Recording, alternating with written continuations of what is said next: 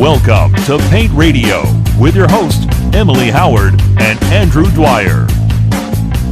Today, Emily, we're talking about how special painting contractors are. And I know no one believes that more than you, but even technically, right, in the construction trade, you've got general contractors, and then painting contractors are considered specialty contractors. And what a source of pride that should be for everyone listening. You're a special contractor. Isn't that wonderful? I think so. Do you think they think of it like that? I hope so. Yes, they should. Maybe we'll change some minds today. Right, exactly. And I've been doing this a long time, and that's what's always amazed me about painting is just how many different types of services painting contractors offer. And so today we're taking that even a step further, talking about niche, or some people say niche services, or call it a special service or an add-on. But we're talking about painting contractors who have maybe call it a side business. And maybe they're thinking about doing that in 2022, or taking their side business, their niche service, and expanding it, or making it more profitable, or they want to run it a bit better. So that's the point of this podcast. And Emily, I believe the hope is to turn this into a series, correct? That is the hope. There you go. The hope is this will expand into a series. It will run for multiple seasons.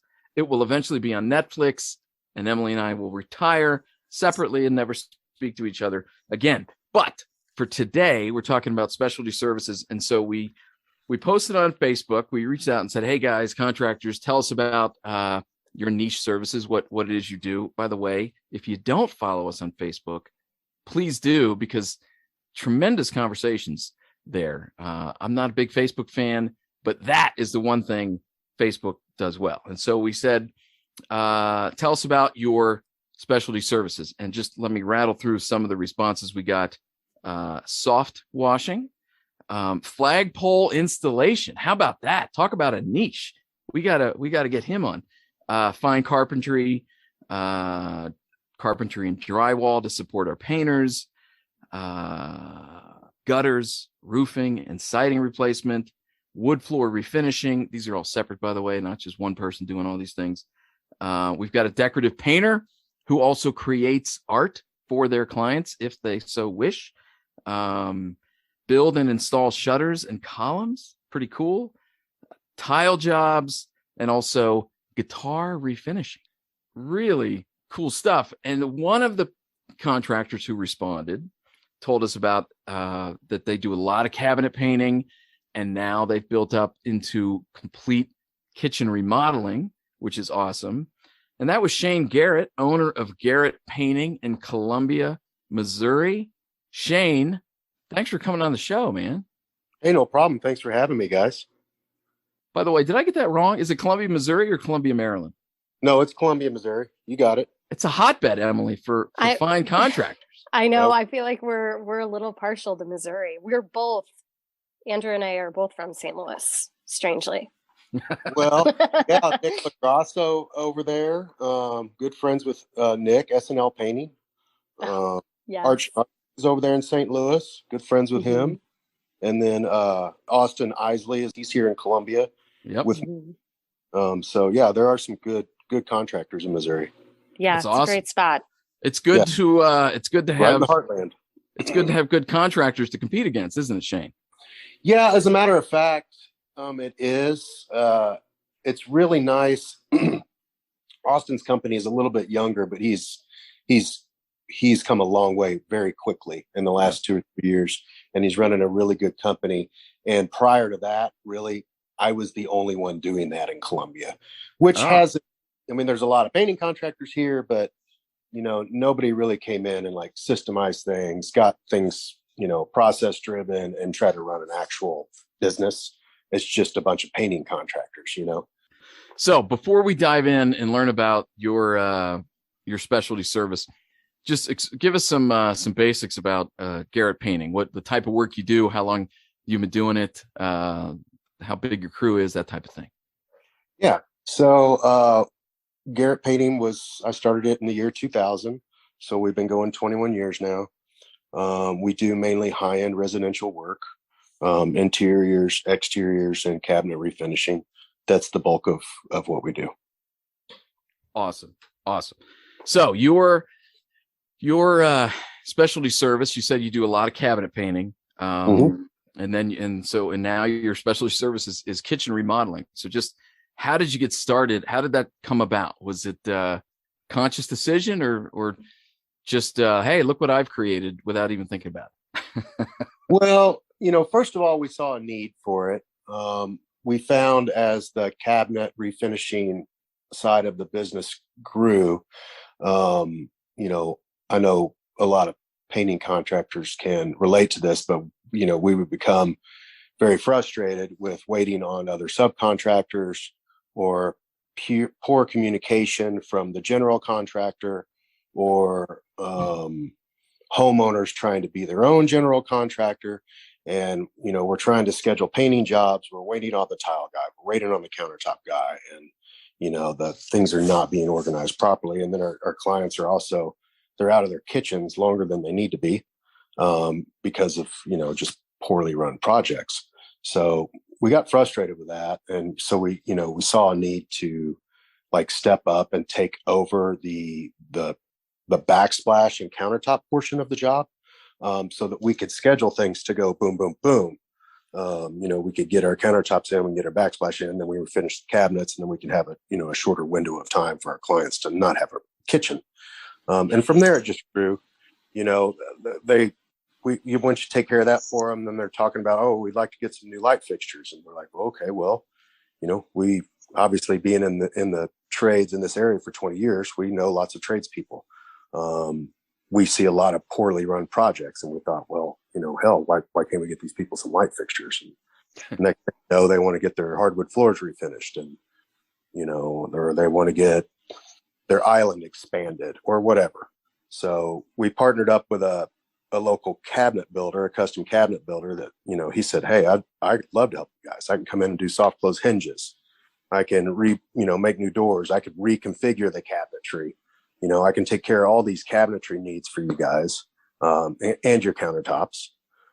So that worked out really well. So within a year, we were just taking over the full kitchen remodels for our clients, and things just go a lot smoother. Nice. Well, I'm curious from when did you start doing this? When did you start with the backsplash and the countertops? We started toying with it in 2020. Okay. Oh, right during the beginning of COVID. Yeah, I think it was 2020 we started. It might have been 2019, but I think 2020 we just started kind of just flirting around with it. Just the backsplashes here and there, countertops here and there, and it just grew quickly from there. Nice. So you're going into year 3. I'm curious from setting up the business systems standpoint, how did you work out all this in your mind? Kind of, how did you decide, how you're going to start the marketing and who you were going to work with while not allowing it to distract you from your current business? Well, obviously it's the contractors who are making the big money. And obviously we have a shortage in our labor force. So whereas in 2019, I was running, 22 painters, now it's hard to put more than 12 to 15 painters together at a time. So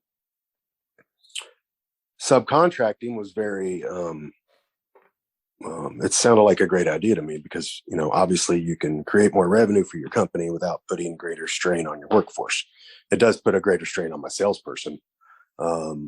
But on my workforce in general, it puts no strain, but it creates additional revenue. So as soon as we started doing the backsplashes and countertops, I started, really kind of thinking about that. And then we just fell into a couple big jobs,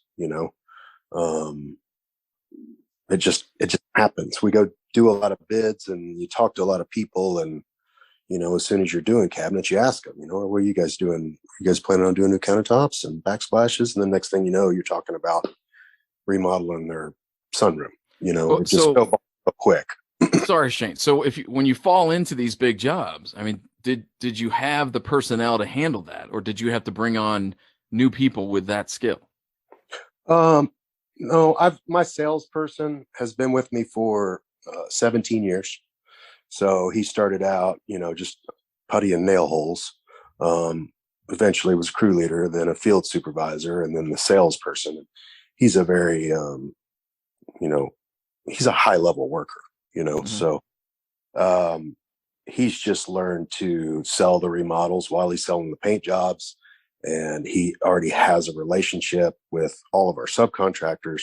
So it's just a matter of him, putting these remodeling estimates together and kind of dealing with the sales side of it, and then handling the scheduling of the subs and checking on the jobs. So he works his butt off, but he's able to get it done. But as far as the actual installation of tiles and backsplashes and counters and then cabinets, was your existing crew able to handle that, or did you start hiring, or when did you start hiring additional people for that specific process? We've used subcontractors for all of our remodeling from day one. Okay. So our employees do not do any of that. I don't have carpenters work for me. All I have is painters. Okay. So you've got this incredible salesperson who's able to explain both of these services at the same time. Do you have separate marketing materials, and at what point in the growth stage did you decide that you needed that? Well, that's what we're working on this year. Yeah. So we just last year we just winged it, we just winged it, and we just figured things out, and we made some mistakes, and did some problem solving, and we were just putting our remodeling estimates together on our Estimate Rocket painting software. So all our revenue and our profits were being tracked through Estimate Rocket as well, which, when you're trying to look at what am I making at remodeling and what am I making at painting, it gets hard to do. So we just kind of farted around last year and just kind of figured it out. And, we just keep getting these nice size remodel jobs. So I just decided, hey, we need to take this a little bit more seriously. So now this year, we're in the middle of building a website. We're putting a Facebook page together. We have gotten some remodeling estimating software specific to remodeling. It's called Co-Construct. So whereas in our painting company, we use Estimate Rocket and Basecamp to run everything, Co-Construct will manage the remodeling projects separately. So we'll be able to put our subs on there and communicate back and forth with our subs and all that kind of stuff. Nice. Do you bill separately? I mean, because you're using two different systems there, do you have to bill the homeowner for separate work, or are you able to put all that together on an invoice? I did. I made Corey, when he's doing a remodel job last year, I made him do a paint estimate on Estimate Rocket. And then I would have him for everything that was actually remodeling related. Besides painting, I'd make him do a separate estimate for it. So we're like turning in two different estimates to our clients, just because I wanted some separation there. So I had an idea of what we were doing on the remodeling. Nice. Here, what we'll do is we're going to treat Garrett Painting like a sub. So, Garrett Painting will actually turn an estimate in to Garrett Remodeling. It'll be marked up just like we mark up all our other subs. And when Garrett Painting is done, it'll give an invoice to Garrett Remodeling, and Garrett Remodeling will pay Garrett Painting. That's the best way I can simply figure to just keep things separate, to have all the estimates and invoices on separate software, and just track it. It's so funny. So years ago, we were talking about building business with Samantha Kunkel in Washington. And, we were talking about the two strategies, the one where you spend years and years planning and then you implement that plan. And she always said, I'm just not one of those people. Like, I just have to start. And once I start, but it's so funny because if you get so caught in the planning process, sometimes you never move forward. You never actually do it. And just getting in there and getting things moving, right? Mentally that there's going to be challenges. You're going to make mistakes. And so go in with that mindset. And I've been stuck there before, just paralysis by analysis. And I'm 45 years old, so I've learned I've been in those stages where I just overanalyze shit and try to plan things too perfectly, and you don't get anything done. You get overwhelmed, and So I've learned what is a quote I just heard a couple days ago that Patton said that was a good plan executed today is better than a perfect plan executed tomorrow. Yeah. So I learned to just jump in and go for it, figure it out as we go. Nice. And, you know, I mean, I say that, but I've been in the trades for, you know, over 20 years. I've been a part of literally hundreds, maybe thousands of remodeling projects and new home builds. And, you know, so, and I've built homes, you know, I have rental properties. I've built spec houses on the side, and I built my home, and I've done, I don't even know how many remodels, you know, for myself, or I was a carpenter and a remodeler before I was a painter, actually. So, and Corey as well, he's been in the trades for 20 years. So he knows how a project's supposed to be run. We've been a part of enough poorly run projects as a subcontractor that we know how to actually run the project well, you know, schedule things well, communicate well, and keep everybody in the loop and keep everything moving properly. Everybody's been on those projects where everything's being done backwards, and you're in there before you're supposed to be in there, and then people come in and mess your work up, and you got to go redo stuff. Every painting contractor in the world's been in the middle of that 100 times. So that's one thing we try to avoid. We try to actually run these jobs properly. Today's podcast is brought to you by Company Cam, the only app every painter needs. Company Cam makes it dead simple to communicate, document, and problem solve with your crew no matter where you are. Company Cam brings documentation, communication, and liability protection together in one simple, easy-to-use app for you and your entire team. Take unlimited photos and videos, share custom reports, create flawless before and afters, and even communicate and share progress with homeowners, with galleries and project timelines, all from your smartphone. Company Cam, the only app every painter needs. Check it out at companycam.com/paint radio. That's us, Paint Radio. companycam.com/paint radio. Or check them out in your app store. Company Cam, the only app every painter needs. Another one of our fans on Paint Radio is Morgan Ray, who's been on the podcast many a time. Morgan Ray, the managing partner of Bookkeeping for Painters. And so we shot her an email just to get her thoughts on her advice, best practices on how a contractor should handle or treat their specialty service. And so I just want to go through the points that she made, and then we can talk about that. So this is what Morgan Ray had to say. She said, when painters add on an additional service, I advise them that growing that service under the main business they are profitably operating makes the most sense financially, because they can share overhead expenses, advertising, admin, management, office space, payroll, all that stuff. And she says, once the additional service grows to the point where A, it's producing enough revenue that it really needs separate staff and marketing if you want to continue to grow it, and B, you can justify the added expense of transitioning it to a new business entity, i.e. new bank accounts, tax returns every year. The service would be paying for all of its own marketing and admin and vehicles, that type of thing. Then you can consider splitting it out, right? She says, as a general rule of thumb, I wouldn't contemplate this until a specific service was producing around $1 million a year in revenue on its own to justify the added hassle. She goes on, she says, if you as the owner want to consider selling part of the business in the future, but keeping the other service, it may make sense to split them to grow their value individually from each other. Excellent point. And lastly, she said, while multiple services are under one company umbrella, it definitely helps to track the revenue and cost of goods sold for the divisions separately, so you can see how profitable they each are before the shared expenses. This helps you determine how to keep investing in growth, or what services make the most sense to pursue or may need to be tweaked. So, more Shane, as I read that, what jumps out at you? What are your thoughts on that? I agree with that 100%. I mean, that's basically exactly what we're doing. We're using the same office space. We're using the same staff.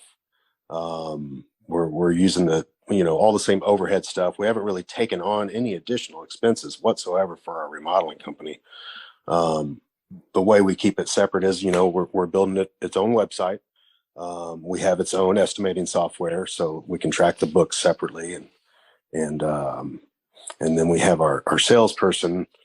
Even though he's paid salary and commission, we still have him clock in and out through our T-sheets or whatever the timekeeping software we're using currently.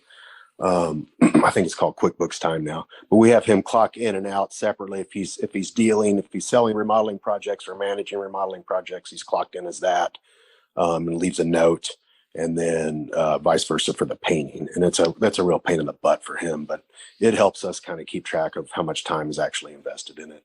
And as far as my two office gals go, I don't make them separate their time out. There's only so much you can do. Mm-hmm. We're going to have a pretty doggone good idea, this year of exactly what Garrett Remodeling costs us and how much it makes us and all that stuff. Shane, you talked about how you're using subs exclusively for Garrett Remodeling. Yes. With such a tight labor market, have you had any trouble finding or keeping or being able to access those subs when you need them? Yeah, they're a big pain in the butt. No doubt about it. Getting them all, collected to do a walkthrough is a pain in the butt. Getting those guys to just turn a doggone estimate in is a pain in the butt. Scheduling is a pain in the butt. There's cool parts about it, because there's things you're not responsible for and things you don't have to think about when you're dealing with employees, because our subs are good. We have good subs that do good work, and so we don't have to worry a lot about their workmanship, but they're, like so many people in this area, they're just guys that are carpenters and tile layers, and they're not really running, super professional businesses with office people and someone dealing with scheduling and, so where everything can run super smooth and organized like my company is, or like Austin's company is. There's not a whole lot of that in this area. So, you're kind of at the mercy of certain things. So there's things that make it a whole lot easier. I mean, anybody that runs employees understands the challenges there. So there's some of those challenges we don't have to deal with, but it's still like herding cats sometimes. And you can't use just anybody because, we guard our reputation as fiercely as we do with Garrett Painting. So number one is the work's going to be right. So we got to use guys that we really trust, but yeah, they can be a real pain sometimes. Yeah, that's kind of life, I think, in the construction world to some extent. I'm curious though, the last 2 years that you've been doing this, is there anything that you wish you would have known upfront? Anything that went really poorly? Anything that you really felt like you learned from that you can kind of share with our audience here? Yeah, for sure. So absolutely no doubt about that. So we started, Corey got a little too big for his britches on a project. I knew from the beginning, I said, I don't think this is a great idea. I think this project's too big. This was early 2020. He went over to bid a paint job in a freaking 10,000 square foot house, immediately bonded and reported with the homeowner. And homeowner started walking through with his remodeling vision. And Corey was so eager and so excited. And, the way I run my company is I just let my people make mistakes. And, a lot of times it's just like, I don't know, but do whatever you think. And, if it doesn't work out, I'll tell you, I told you so later. But I let my people fail. I let them try things and fail. And I try not to micromanage them too much. But I was cautioning him, as he was bidding it. I was shaking my head going, man, I don't know. This is an awful big project. I don't know if we want to take something on this big, this early. We're looking for the low hanging fruit, not, something super difficult. But I let him do it. And we got in the middle of a $500,000 remodel project. And,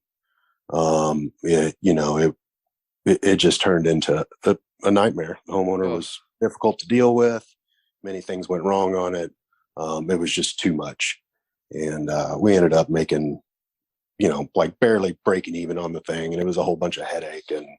it was a big learning lesson that like we don't want to take on. I'm not really looking to take on remodel projects much bigger than $100,000. We're not looking for giant projects because honestly, we're just not experienced enough to run projects that big. And I don't know that I ever want to deal with that much headache. So that's my big learning experience. Start small, don't take on too big of a project. It may seem easy, like, oh, I'm just going to make some phone calls and schedule some people, but holy moly, it can turn into so much more. Yeah, I think we've all been there, biting off more than we can chew. Well, what do you think? What's the future look like for you? What are you all hoping to accomplish this year? And what are you hoping to accomplish, like, say, 5 years down the road? I don't know. I play it by ear a lot. I've got my company running really well. I'm working about 4 hours a week. I come in on Wednesdays for sales meetings, production meetings, budget meetings, talk about what's going on in the company, what challenges they're having, help them problem solve some stuff, and make some decisions and sign some checks and stuff like that. So it's running real smooth, fairly smooth. So I just want that to continue profitably. I'd like to see that just kind of keep humming along. I'm not concerned with a ton of growth. I think we did about 1.3, 1.5 last year, something like that in our painting. So if that just keeps running along smooth and producing profit for me, I'll be happy.